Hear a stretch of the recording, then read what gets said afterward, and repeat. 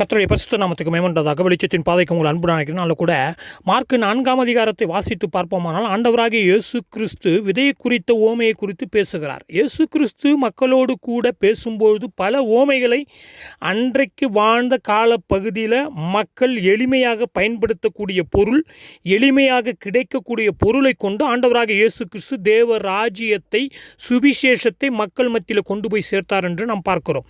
அப்போ ஆண்டவராகிய இயேசு கிறிஸ்து பயன்படுத்தின பல ஓமைகளுடைய சத்தியத்தை இன்று சிலர் சரியாக சொல்லுகிறார்கள். பல ஓமைகளை வேறு ஒரு அர்த்தத்தில், வேறு ஒரு நோக்கத்திற்காக பயன்படுத்துகிறதை நாம் பார்க்கின்றோம். அதனால தான் சில வேளைகளில் ஆண்டவர் சீஷர்கிட்ட பேசும்போது கூட சொல்லுவார், என்ன நீங்கள் உணர்வில்லாமல் தப்பாக எண்ணம் புரிந்து கொள்கிறீர்களே, என்னுடைய வசனத்தை, என்னுடைய போதனையை, என்னுடைய ஓமையை நீங்கள் தப்பாக புரிந்து கொள்கிறீர்களே, தப்பாக அர்த்தம் கற்பித்து கொள்கிறீர்களே அப்படி என்று ஆண்டவர் அவர்களுக்கு கற்றுக் கொடுப்பதை கூட நாம் பார்க்கின்றோம். அப்போ இந்த மார்க்கு 4ஆம் அதிகாரத்தில் விதையை குறித்த ஓமையில் பிடித்த ஒரு காரியம் என்னவென்றால், இந்த ஓமைக்கு ஆண்டவராகிய இயேசு கிறிஸ்துவே தன்னுடைய சொந்த வாயால் அவரே விளக்கம் கொடுக்கிறார். இதற்கு யாருமே பெருசாக விளக்கம் கொடுக்க வேண்டிய அவசியம் இல்லை. சேர்த்தோ கூட்டியோ குறைத்தோ கொடுக்க வேண்டிய அவசியம் இல்லை. ஏனென்றால் சீஷர்களை கேட்கிறார்கள். கேட்கும்பொழுது ஆண்டவரே அதை விளக்குகிறார். இப்படி ஒரு வேளை எனக்கு ஒரு காரியம் என்னென்னா, ஒவ்வொரு ஓமையுமே இப்படி சீஷர்கள் கேட்டு கேட்டு விளக்கத்தை ஒரு வேளை ஆண்டவர் நமக்கு வேதத்தில் எழுதி கொடுத்திருப்பாரானால், இன்று பல ஓமையை தப்பாக எண்ணம் கற்பிக்கிறவர்களுடைய நிலைமை என்னவாக இருந்திருக்கும் யோசித்து பாருங்கள். ஆனாலும் அப்படி இருந்தாலும் கூட சமீபத்தில் ஒரு காரியம், நான் அடுத்து நேராக இதுக்கு போயிடுறேன். நான் அனனியா சப்பிராளுடைய காரியத்தை குறித்து நான் தியானித்து கொண்டிருக்கும் பொழுது, ஒருவர் தசம பாகத்துக்கு அனனியா சப்பிராளுடைய அந்த அப்போஸ்தலர் 5ஆம் அதிகாரத்தை காண்பிக்கிறார். தசம பாகத்திற்கும் அந்த இடத்திற்கும் சம்பந்தமே இல்லை. கான்டெஸ்ட்டே ஒத்து வராது. 4ஆம் அதிகாரம் கடைசி வசனத்தை வாசித்து விட்டு அப்போஸ்தலர் 5ஆம் அதிகாரம் 1வது வசனத்தை வாசித்து பார்ப்போமானால், 4ஐயும் வாசிக்கணும், 5ஐயும் வாசிக்கணும். அது ஒரு பெரிய சப்ஜெக்டு. அதை நான் தியானித்து வைத்திருக்கிறேன். வருகின்ற நாட்களில் அதை குறித்து பேச போகிறேன். ஏன்னா தப்பாக எண்ணம், தப்பான கான்டெஸ்ட்டு, தப்பாக மக்கள்கிட்ட காண்பித்து இன்றைக்கு ஒரு பெரிய மாய வலையில் ஒரு பெரிய வஞ்சகத்தை கட்டவிழ்த்து கொண்டிருக்கிறார்கள் பல போதகர்கள். சரி, நான் நேராக பாயிண்ட்டுக்கு வந்துடுறேன். என்ன பாயிண்ட்டுன்னா, மார்க்கு 4ஆம் அதிகாரத்தை பொறுமையாக வாசித்து பாருங்கள். 4 விதமான இடத்துல விழுந்த விதையை குறித்து ஆண்டவர் பேசுகிறாரு. சில விதை வழி அருகே விழுகிறது, சில விதை அதிக மண் இல்லாத கற்பார நிலத்தில் விழுகிறது, சில விதை முள்ளுள்ள இடங்களில் விழுகிறது, சில விதை நல்ல நிலத்தில் விழுகிறது. இந்த 4 குரூப்பையும் 4 விதமான விதை, அதாவது 4 விதமான சூழ்நிலைகளில் ஆண்டவர் இங்கு காண்பிக்கிறாரு. இந்த 4 விதமான சூழ்நிலைகளில் உள்ள மக்கள் கூட்டத்தை உலகத்தில் பார்க்க வேண்டிய அவசியமில்லை, இன்றைக்கு சபைக்குள்ளேயே பார்க்க முடியும். என்ன பதில் சொல்கிறீங்க? வாங்க. அப்போ வழி அருகே விழுந்த விதையை குறித்து ஆண்டவர் அங்கு விளக்கும் பொழுது, ஆகாயத்து பறவைகள் அதை பட்சித்து போட்டது அப்படின்னு சொல்கிறாரு. ஆகாயத்து பறவை அதை பட்சித்து போட்டதுன்னு சொல்லும்போது, ஆகாயத்து பறவையாக இங்கு ஆண்டவர் எதை சொல்லுகிறார்? வசனத்தை கேட்குறாங்க மக்கள். சாத்தான் அவர்கள் இருதயங்களில் விதைக்கப்பட்ட வசனத்தை எடுத்து போடுகிறான். புரிகிறதா சத்தியம்? அப்போ சாத்தான் இருதயங்களில் விதைக்கப்பட்ட வசனத்தை அவன் எடுத்து போடுகிறான். அப்போ வசனம் எங்கு விதைக்கப்பட வேண்டும்?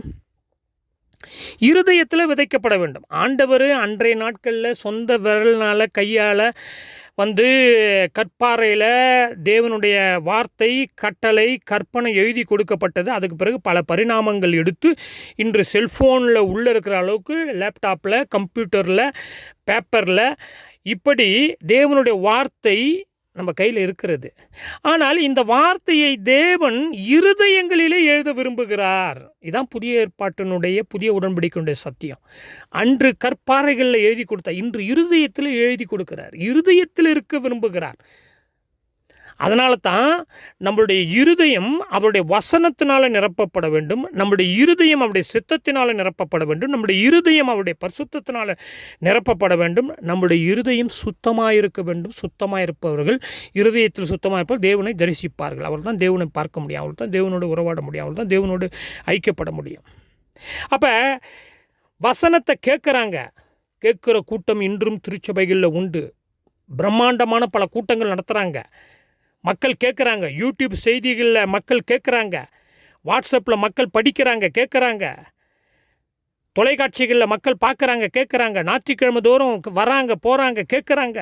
செவ்வாய்க்கிழமை ஜெபத்துக்கு வராங்க, போகிறாங்க, கேட்குறாங்க. வியாழக்கிழமை வெள்ளிக்கிழமை ஜெபத்துக்கு வராங்க, போகிறாங்க. பைபிள் ஆராய்ச்சி, பைபிள் கூட்டம் வராங்க, போகிறாங்க, வசனத்தை கேட்குறாங்க.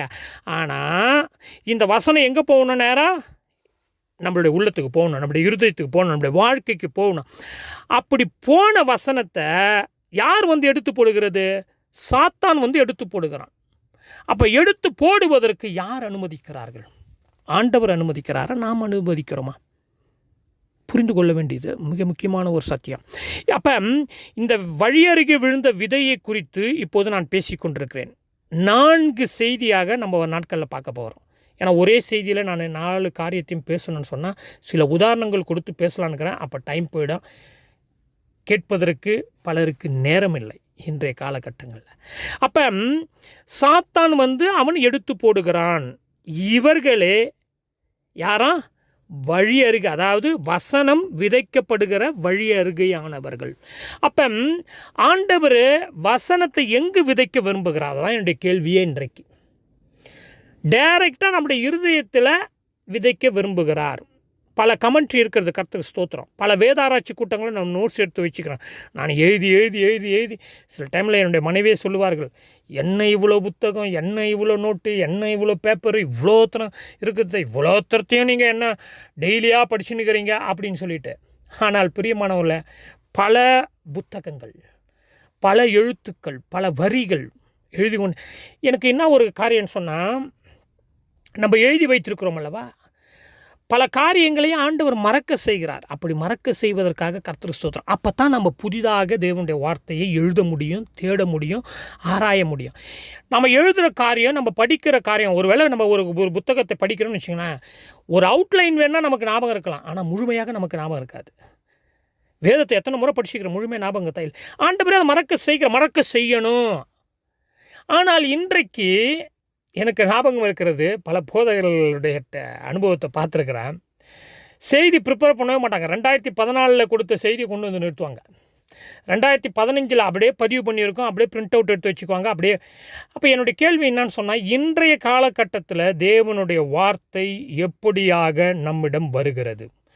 ஒவ்வொரு நாளும் நீங்கள் அந்த வசனத்தை வாசிக்கும்பொழுது ஒவ்வொரு கோணத்தில் இன்றைக்கு நடக்கிற பாருங்கள், இந்த விதை குறித்து பேசும்போது அன்றைக்கு அந்த விதை விதைக்கின்ற காரியத்தை குறித்து, ஏன்னா அன்றைக்கு ஃபுல்லாக விவசாயம், இன்றும் அதே விவசாயம் இருக்கிறது. அப்போ ஆண்டவர் நடைமுறையில் நடந்த சம்பவத்தை அப்படியே பார்க்குறாரு. அதை அப்படியே கொண்டு அவருடைய வேத வசனத்தை, ராஜ்யத்தின் சுவிசேஷத்தை அப்படியே அது கூட கனெக்ட் பண்ணி அப்போ இன்று நாம் ஒவ்வொரு நாளும் தேவனுடைய பாதத்தில் அமரும் பொழுது, தேவனுடைய வார்த்தையை வாசிக்கும்போது, இன்றைக்கு நடக்கிற சம்பவத்தை கொண்டு நமக்குள் இருக்கிற அப்போ பரிசுத்தாவியானவர் நமக்குள் பேசுவாரா, பேச மாட்டாரா? நம்ம வழிநடத்துவாரா, நடத்த மாட்டாரா? நம்ம உணர்த்துவாரா, உணர்த்த மாட்டாரா? ஒவ்வொரு நாளும் செய்வார். அதான் அவருடைய வேலையே. நம்ம உயிர் உள்ள வரைக்கும் அவர் செய்வார். ஆண்டவர் வர்ற வரைக்கும் அவர் இந்த உலகத்தில் இருப்பார். தேவ ஆவியானவர் நம்மோடு கூட பேசிக்கொண்டே இருக்கிறார் ஒவ்வொரு நாளும். சரி பிரதர், பாயிண்ட்டுக்கு வாங்க பிரதர், வந்துடுறேன். அப்போ சாத்தான் அவர்கள் இருதயத்தில் விதைக்கப்பட்ட வசனத்தை எடுத்து போடுகிறான். எனவே பிரியமானவர்களே, நீங்களும் நானும் ஒன்றை புரிந்து கொள்ள வேண்டும். விதைக்கப்பட்ட வசனம் நம்முடைய இருதயத்தில் இன்று எழுதப்பட்டிருக்கிறதா? அது வாழ்க்கையாக செயல்படுகிறதா? முதல் கேள்வி. இருதயத்தில் விதைக்கப்பட்ட வார்த்தை, தேவனுடைய வார்த்தை எடுத்து போடுவதற்கு நான் எப்படி இடம் தருகிறேன்? அதை அபியாசப்படுத்தாதபடிக்கு நான் எப்படி இடம் தருகிறேன்? அதை நடைமுறைப்படுத்தாதபடி நான் எப்படி இடம் தருகிறேன்? இது ஒரு கூட்ட மக்கள் எடுத்து போடுறதுக்கு இடம் கொடுத்துட்றாங்க, அவன் எடுத்து போட்டுறான் பாருங்களேன். ஆனாலும் சபைக்குள்ளேயே நம்ம இருக்கலாமே.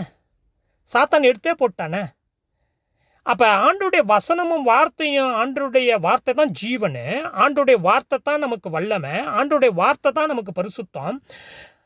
அப்போ அதுவே வெளியே போயிடுச்சுன்னா, நாம் வேத ஆராய்ச்சியில் ஜெபக்கூட்டத்தில் உபவாச கூட்டத்தில் காணிக்கை போட்டு தசமபாகம் கொடுத்து இதைத்தான் ஆண்டவர் பழைய ஏற்பாடு முழுவதும் கண்டிக்கிறார். ஏசாயாவில், மல்கியாவில், எரேமியாவில் எதுவும் எனக்கு வேணாம், எடுத்துன்னு போங்க உங்களுதெல்லாம்.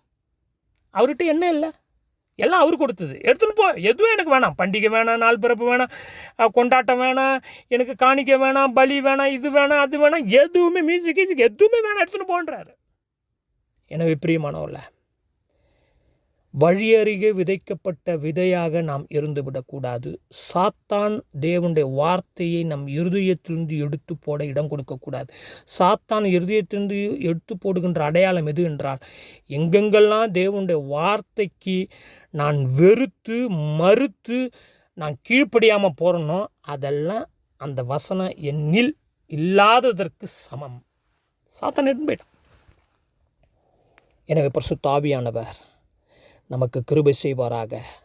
இருதயத்தில் நம்முடைய வார்த்தையை பதித்து சாத்தான் அதை எடுத்து போடுவதற்கு இடம் கொடுக்காதபடி நாம் தேவ வல்லமையில் முன்னேற கிருபை செய்வாராக. ஜெபம் செய்வோம். எங்களை அதிகமாக நேசிக்கிற பரலோக பிதாவே, ஆண்டவரே, நீர் கொடுத்த இந்த ஓமைக்காக, நீர் கொடுத்த இந்த விளக்கத்திற்காக நாங்கள் உமக்கு நன்றி சொல்லுகிறோம். தொடர்ந்து எங்களுக்கு உம்முடைய வெளிச்சத்திலே நடத்துவீராக. நாங்கள் உம்முடைய வசனத்தை இருதயத்தில் எழுதிக்கொள்ள எங்களுக்கு கிருபை செய்வீராக. இயேசு கிறிஸ்து மூலம் தாழ்மை ஜெபங்கள் நல்ல பிதாவே, ஆமென்.